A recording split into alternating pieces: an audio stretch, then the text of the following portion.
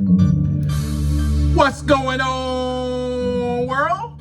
And welcome to Clearing the Wreckage Podcast. It's the voice and your host, Kareem A. Rashid.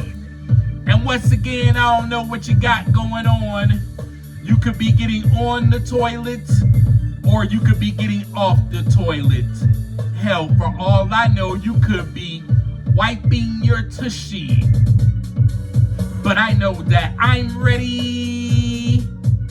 And so I hope that you're ready to clear the wreckage.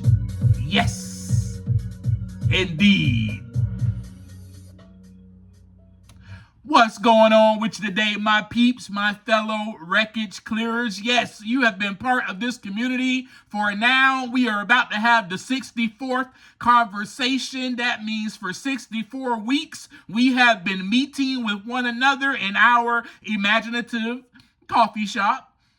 You got your drink, I got mine. I just put mine up, actually, because I'm kind of tired of drinking coffee this morning, and I need a little break. Although I drink coffee all day. Y'all probably did not know that about me. I do take breaks, of course. I'm not just chug-a-lugging coffee all day long. Of course, I take breaks, and I put it up, and I have one cup that pretty much goes with me throughout the whole day, and sometimes I don't finish that cup, but then I refill it because I do work overnight. So then I need a little bit more juice, energy, caffeine to get me through the night shift on the night shift. But with all that being said, I'm just glad to be here. I am filled with, as you know, joy, gratitude, thanksgiving, that you are here with me. That every single week you meet here with me in the same place. Maybe for you it's at the same time that you go, oh man, I got to listen to Clearing the Wreckage. He dropped another episode. They come out every Monday. I'm waiting to hear it. Some of you may be in anticipation. I don't know. And for those that are in anticipation, I'm sorry that sometimes I keep you waiting. But that's part of it, right? You know, how they do on movies. Cliffhanger is what it's called. I'll leave you hanging just a little bit so you can be anticipating this next conversation that we are going to have. And this conversation, my friends, is going to be about experiencing divine love. Now, I know a few weeks ago, I kind of hinted toward this and I said, oh, well, we may talk about that next week, but we didn't. You know, we didn't talk about it the following week. We talked about something else, right? But now we're going to kind of discuss it. And this, my friends, is going to be one of those life-changing conversations among the many that I hope that we have had with one another. My hopes, my aspirations, my dreams, my plan, my purpose is that when I am sharing these things with you for the past 64 weeks, that your life has changed. That you have been impacted in a beautiful way. In fact, I know that you have. If you are still here, you have been impacted. And even if you are not here, you were impacted in some way, shape, or form. And I'm so thankful for that as well, that I am being used for a purpose, that I am here for a purpose, that I was here on purpose. Yes, I'm here on purpose for a purpose, to be purpose. Bet you never heard that before. See, a lot of us are still seeking. We're still trying to find that external validation. We're still trying to figure it out, man. What is my purpose? I'm going to tell you right here. You were put here on purpose, for a purpose, to be purpose. To be you. Yes. And inside of you is that purpose. And it will come out of you. And it definitely will come out of you once you are experiencing divine love. So let's talk about it. First thing I'm going to ask you to do is open your mind for this conversation. And so before we even begin this conversation or episode, let's close our eyes together. If you are driving, please do not close your eyes. That will be an epic fail on your part, and I don't want you to die. I want you to, on the count of 3, to breathe in with me, and we're going to hold that for 3 seconds. And then we're going to breathe out. And then we're going to repeat that as many times as we need to so that our minds can become open for what it is that we need to hear at this moment. So close your eyes. We're going to count to 3. And on that 3rd count, we're going to breathe in and hold it for 3 seconds. 1, 2, 3.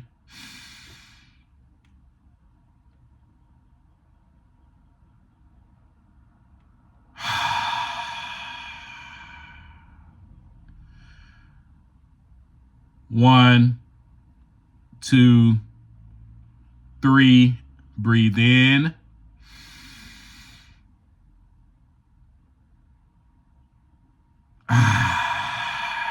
Breathe out. Breathe in.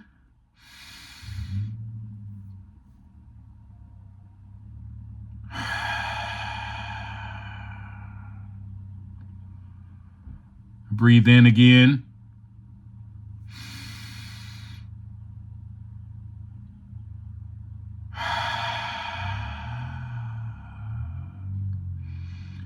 Now, the next time we breathe in, I want you to take yourself to the shore of the ocean. I want you to stand on that shore, on the sand. I want you to look out. And I want you to imagine yourself right now being there. Take yourself there as we breathe in and breathe out a couple of more times. On the count of 3, 1, 2, 3, breathe in.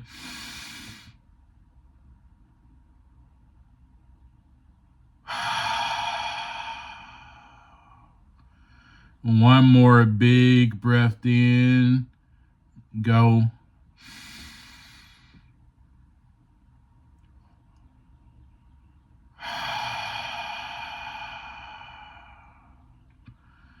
All right, now that we got that out the way, I hope that your mind is now kind of freed up, open for this conversation. What I'm going to try to describe to you today is actually kind of indescribable. It really is. There's lots of things, there's lots of people, there's lots of sayings, there's lots of whatever of people trying to describe this divine love, right? They're trying to define this divinity. They're trying to define this love that comes from that source. But I'm going to tell you right now, I can't really describe it to you. And I know you're probably like, well, Kareem, why are we having this conversation? Well, the title of the conversation is Experience Divine Love. So I'm not here to give you a definition, so to speak, of what divine love is. I'm here to share with you my experience of divine love in hopes that you take that experience and you use the tools out of it, and you can apply some of that to your life in taking the time to look inside so that the wreckage can begin to clear. So, but I want you to think of this. Think of divine love as something that is unconditional. You know, unconditional means that there are no conditions to receive this love, and there is nothing that you can do to not receive this love. Did you know that? Did you know that that is actually what unconditional love is? Means there are no conditions on the love, on this divine love. And there are no conditions on whether you receive that love or not. Think of it as something as everlasting, infinite, ongoing, present. And that is why I told you, or I asked you, to take yourself to the ocean, because if you need to imagine something that you feel has those attributes, has those characteristics or attributes that I just listed, then for me, the ocean is something that I can imagine. Because to me, it represents divine love. To me, when I stand on the shore of the ocean, I see infinity. I see that it is everlasting, at least from the point that I am standing, meaning that I cannot see the end of it. So for me, divine love is like that. There is no end to it. That is what I think about when I think about divine love. So why are we talking about this today, you may ask? Because this is what is going to hold you together when everything falls apart. This is what is going to hold you together when the world is falling apart. This is what is going to hold you together when things seem that they are out of control. This is what is going to help you clear the wreckage. This is what is going to help you love yourself more and others.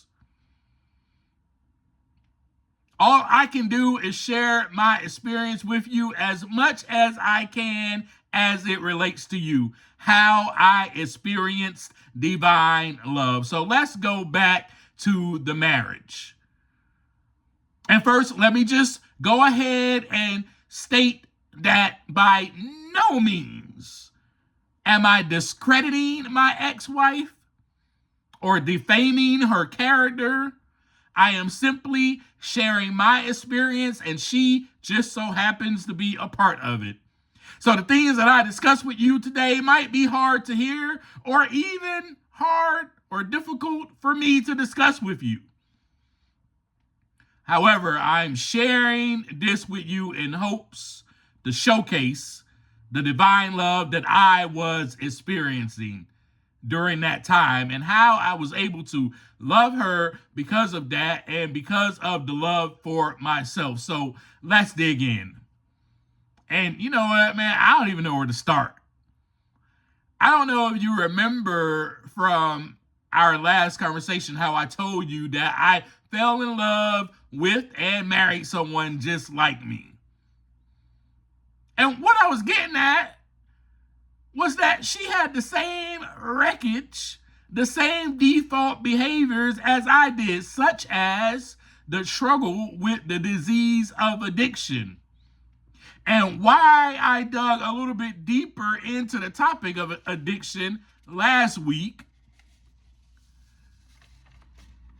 was because we needed to talk about that a little bit more so that you can have more of a comprehension of addiction. Remember, it is a chronic brain relapsing disease. Chronic meaning ongoing, no cure. You will have this for the rest of your life. That's what kind of disease this is. Now, with that in mind, I fell in love with someone and married my twin. Basically, I did. I basically married someone who has the same disease. The only difference between her and I at that time is that I was in a different place than she was. Is that I was clearing the wreckage, right? And I was getting treatment for my disease. and I was doing what I needed to do to treat my disease. Unfortunately, during that time and during our marriage, she was not treating her disease. For example, addiction is just like someone who has diabetes, which is chronic. It's a chronic disease. They must treat it. There is no cure. If you'll have diabetes 1 or 2, pretty much your whole life. But you can manage it. You can keep it at bay, so to speak, by taking your insulin, watching and monitoring your glucose levels or blood sugar levels, dieting and exercise. When a person who has diabetes, their blood sugar levels drop, they fall out. When it rises, they can have extreme blood pressure, high blood pressure, and they have to be hospitalized. This, my friends, is a serious disease. I don't know if you have someone or know someone, a family member, maybe even a spouse or a partner who has the disease of addiction, but you know me, right? You know me. I'm here to tell you, it's not a game. And you can hear that from my story and from what I've been sharing with you so far. Okay, so now we got that out the way, right? Now let's talk a little bit more about how the wreckage from this disease wrecked our marriage, but most of all, it wrecked her. And that was because of the illness, because of her illness, the disease of addiction, that she did some things that may be unforgivable to some, right? But however, due to me clearing my wreckage and learning to love myself and engaging and experiencing divine love, forgiveness was not that hard to give. Woo, boy, I'm about to start preaching to you now. Once you start experiencing that divine love, you realize that you have been forgiven. It's easy for you to forgive other people. It's very easy. Also, I was able to see my wreckage and see myself more clearly. That reflection that we kind of talked about, that is how it was for me. She was my reflection, my shadow, my past. I was able to see my destructive behavior and how my behavior wrecked relationships. I was able to see that, but it really stemmed from the wreckage that was created from the disease, right? I was able to see all of that. And from me not treating my disease, but instead living as if I did not have a chronic disease, my life did not matter. No one else's life mattered to me. That is the way that I was living in my past. So that was the reflection that I was seeing every single day. And so I'm not going to go into too much detail about her wreckage or disruptive behavior. Just know that my love for her grew. My compassion for her increased. My patience developed. My tolerance, my acceptance, all increased in measures. Why? Because I was learning to love myself and engaging and experiencing that divine love. It began to flow through me.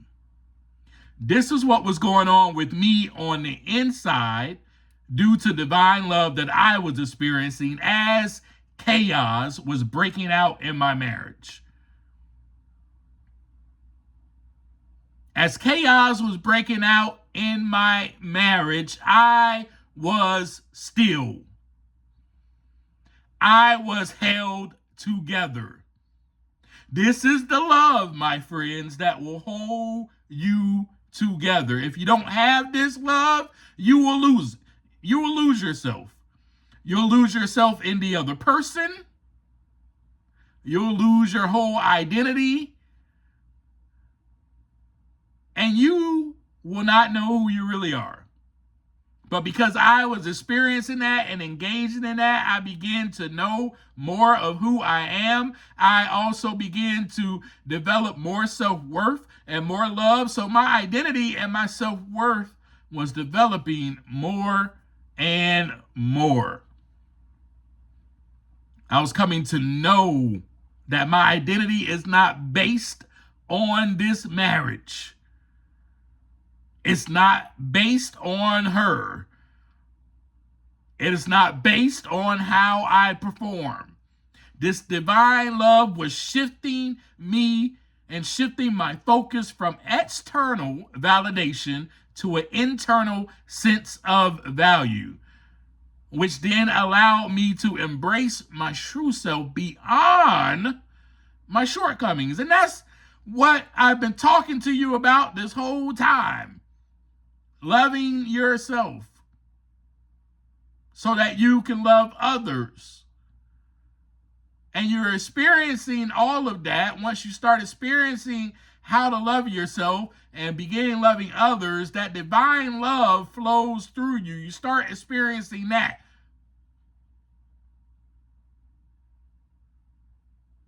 The divine love does not go away due to my shortcomings. Isn't that great? And what a relief. And for me, it was such a relief. I found all of this out because I was experiencing that. I was experiencing it. And one of the things that I was experiencing is I was never given up on. I was never given up on. I was always forgiven. The person that had the gun to my head did not shoot me after I told him to. I believe that even if he was going to, the bullet would have not went through, would have not killed me. Because, first of all, it wasn't my time to go. Let's just say that. But I was protected. In other words, what I'm saying is I was protected. I was looked out for. Some of us view this divine love or this experience of divine love as a protection, or there is something looking out for me, the universe. There is something looking over my shoulder, right? So you can relate to that. So that's why I shared that with you, because some of us experience it in that way. But I began to become free of fear and shame. Remember how I used to be so, filled with shame and guilt? I was afraid that I was going to be punished. Remember, we had these discussions before. That's how I lived before I started experiencing this divine love. But because I was growing in that divine love and growing in love with myself, then I was able to push through that fear. And I was able to pass that along to her. My ex-wife, she didn't have to fear being punished by me for her shortcomings. I was able to move past that fear because this divine love pushes that fear or that fear of punishment away, right? It enables us to live confidently rather than defensively. I no longer had any defenses. The fences went away. And you can use that literally if you want to, but figuratively speaking, and that is why the word is spelled the way it is. That's why it's called a fence, and then you put up defense, T-H-E, fence, and then defense. A fence guards the yard, right? A fence guards the surroundings. Defense guards the surroundings, and defense guards my surroundings, guards me, my inner self. And I will put a defense up normally. The old me would have.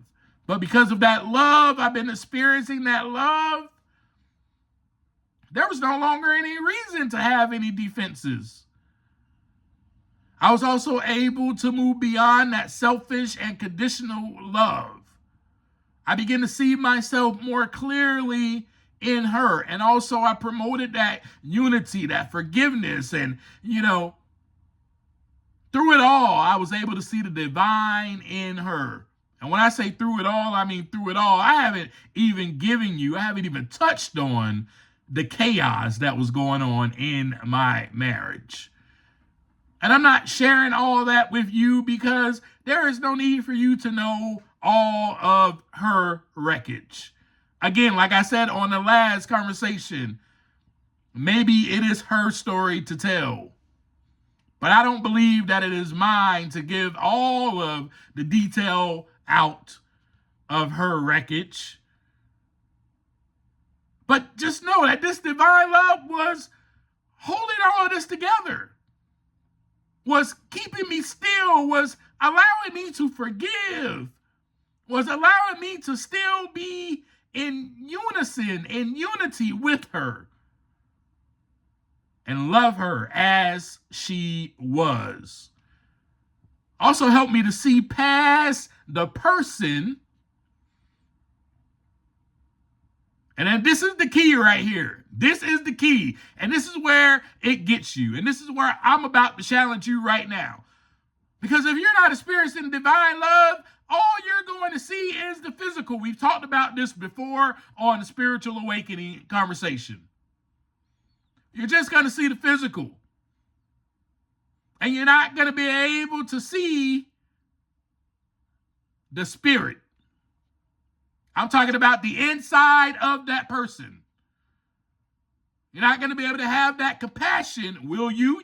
We had that conversation. Every single conversation that we have had up until this point was for a reason. It has led us to today. Divine love. We need to experience it in order to love other people, in order to love ourselves. We must experience divine love because that is the love that has no conditions. That is the love that has nothing but forgiveness for our mistakes. That is the love that doesn't even see me as human.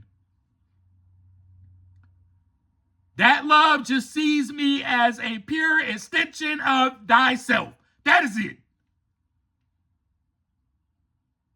This is an extension of me. That's it. Now, I know some of you are like, what? No, I don't believe that, blah, blah, blah, blah, blah. I don't believe that I'm an extension of the divinity. There is divinity inside of you. I like to call DNA divine nature attached. Obviously, I know that is not the scientific word for it, but that's what I like to call DNA, divine nature attached. So I want you to think of, like I said, maybe the ocean. Look out at it and see how vast it is and how it goes on forever. And when you're standing on the shore and you're looking at the ocean, I bet you look really small, don't you, in comparison to that. And you see these waves that are coming in. Some of them are small. Then you see some of them that build up to huge waves. And the wave spreads all the way across the ocean, at least from the viewpoint that you can see. You should be in amazement. Wow, look at that. How the ocean stops at a certain point on the shore. That is divine love happening right in front of your very eyes. So this divine love that I was experiencing also ignited a desire inside of me to serve others, to serve her, my ex-wife, and to serve other people. It reduced my judgment toward her, reduced my judgment toward others, and it fostered more empathy. We've already had that conversation about compassion. And again, all this, my friends, was taking place because I was looking at myself every day. Meaning that I was actually looking at her, but I was also looking at myself every day. Remember, I told you that she was simply a reflection, a shadow of who I was and who I am on the inside. If I do not treat my disease, that is me, and that was me. So I was able to pour that love out onto myself. That's all that divine love is. What divine love is, it helps you to pour that love out upon yourself because that love is coming from that divine source and it is being poured out not only to you individually, but amongst others.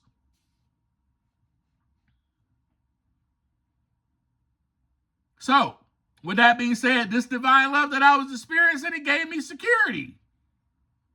I knew I was loved. I knew it no matter what. No matter what I said, no matter what I did, I knew I was loved. It pretty much was erasing that old identity of, oh my goodness, I messed up again. Oh no, God does not love me anymore. That was the fear that I had. It erased it. It erased it. And then I was able to pass that along to my ex-wife. And oh my dear God, how much she needed it. And so when I look back at my experience of my marriage, when I look back at that, all of that was an experience of divine love. All of it. Even the hardships.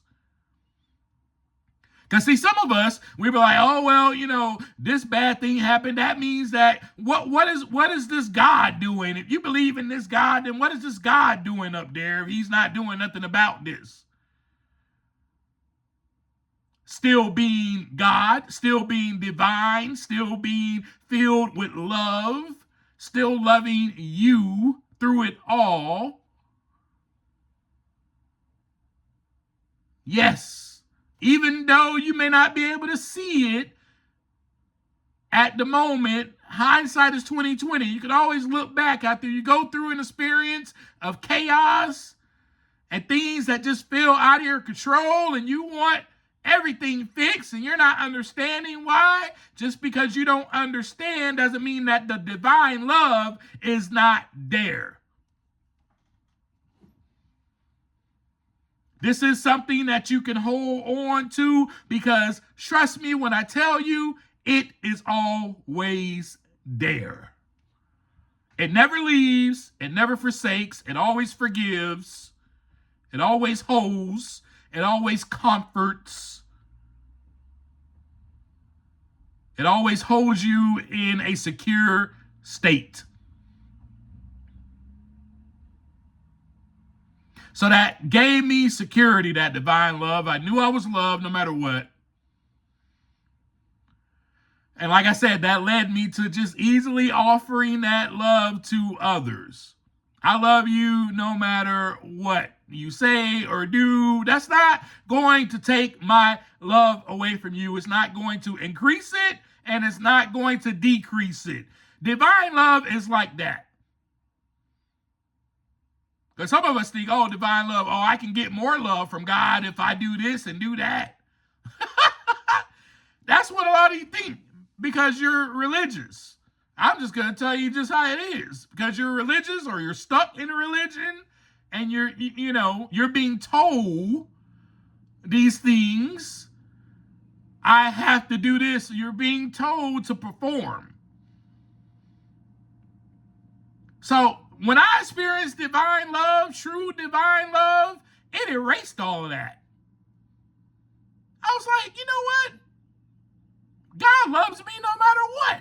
I don't have to perform or be perfect or be, the most unblemished, blameless, without sin person on this earth in order to receive that divine love because, I want to go to heaven, so I must do this. or I must do that.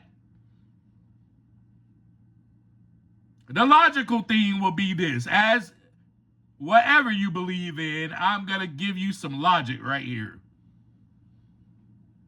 If there is a God that loves you, that is filled with divine love, why would he not invite you back home?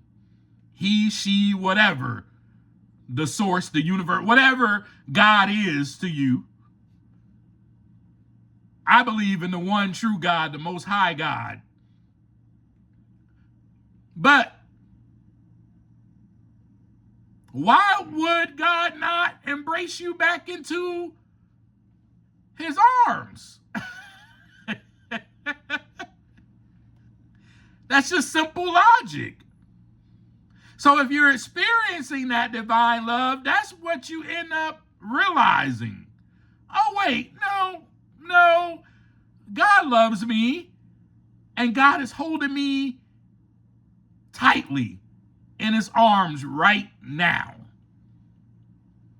And so with my marriage, that is the love that I displayed to her, because that love, I was grasping onto that love, and then it flowed through me, and I was able to offer that love to myself and to her.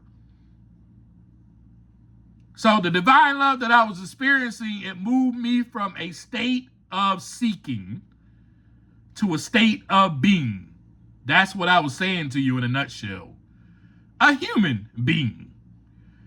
To sit still, to stop being a human doer, to stop being a perfectionist, to stop trying to please others, I must do everything right, or else, to stop having that identity conflict, identity crisis. My identity is in the one who loves me, for I am beloved.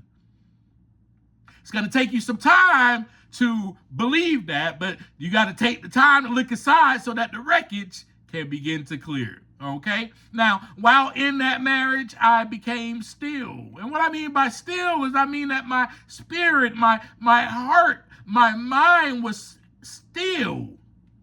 Yes, there were times where I was filled with anxiety, of course. Of course, because there were some things that were going on that I did not understand and I needed clarity. Of course. But when I grasped on to that divine love, I was at peace. I was still. I was safe to know that no matter what she does, no matter what she says, no matter what goes on in this marriage, I am held safely and secure. And it doesn't matter who is with me. It doesn't matter who leaves me. I am held safe and secure. I will always have this divine love. Yes, that became my identity. And folks, to this day, that is my identity. I do not care who sticks by me or who does not. Let me repeat that. I do not care who sticks by me or who does not. You can leave me. I'm going to be fine because I am safe and I am secure and I am loved, regardless of you as a human show me conditional love. I have unconditional love from the divine, from the Most High. Yes. But that is all I got for you today. I don't have much. I just wanted to kind of, share with you that experience, because that is really the only way I can describe it. Remember I said it's kind of indescribable, but that's the only way that I can actually describe how I experience divine love. I can tell you some ways to actually experience it, in which we've already discussed in the previous conversations up until now. Like I said, up until now, every conversation was meant for a reason. But of course, you can engage in meditation, prayer, or breath work to quiet your mind and create space to feel that higher presence, right? Or as I stated before, to improve your connection, you can spend time in nature. Nature is such a great place to be, to learn to be still, to hear the birds flying, to hear them chirping, to hear the leaves rustling, to feel the wind hitting your skin. Nature is a great place to experience the divine love, because as you look around, you see nothing but the divine love around you. You see the little creatures, the animals, the squirrels, you see the foxes. I mean, in some places, that's what you see. And you're out in nature. I mean, I used to go to this park. I think I told y'all about it. Man, this park, one time I saw an alligator. It was like right by me. I told y'all about that before. And what an experience. I just looked at him and I was like, all right, well, I'm going to go this way. Hopefully you go back into the water. But to be able to see that up close and personal, that's an experience of divine love. Now, I will talk to you real quick about a way that you can also experience divine love. And that is, you can help other people without expecting nada, not one thing in return. You can actively forgive yourself and forgive others, which will allow you to release that resentment, which we've talked about before, and it opens your heart to receive that divine love. You can have a gratitude journal. One thing I started doing back in 2017, yes, when I got married in 2017, and I do it until this day. I still do it every single day that I am given. I roll off the bed onto my knees and I sit in silence for as long as I need to. Then normally the next words out of my mouth are thank you. I do that every single morning. Now, of course, after I say thank you, I thank, that divine for so much more and so much more. And then I pray for a few people. But the first words out of my mouth is thank you, gratitude. Gratitude is how you experience divine love. And then the last thing I'm going to talk to you about is nature. Again, I've told you can take walks in nature. You can spend time in nature. But I want you to do this. My challenge for you, and I gave you the challenge before, but I'm just trying to mix it up this time because it's springtime. Now, I want you to go outside and I want you to remember to look back. It is springtime now. Spring has sprung. I want you to remember. I want you to look back to winter and just recall how everything was dead.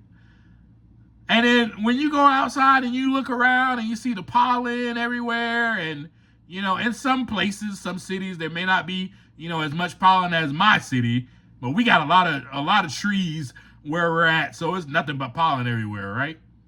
But if you look around and you see the pollen or you see the butterflies, and you see the flowers blooming all of a sudden, I want you to recall, oh my God, everything was just dead. Now it has come back to life.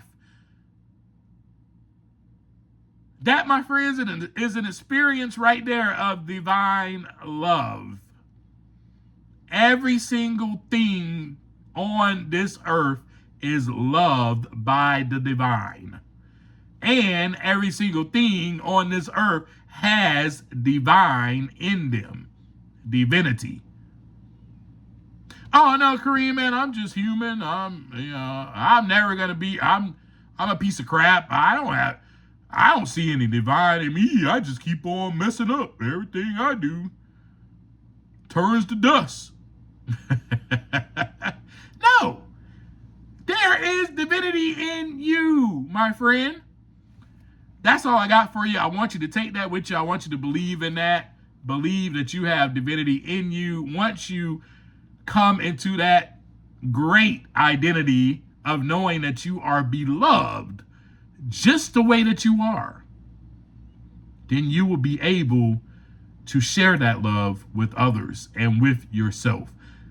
Once again, as always, take the time to look inside so that the wreckage can begin to clear. Peace.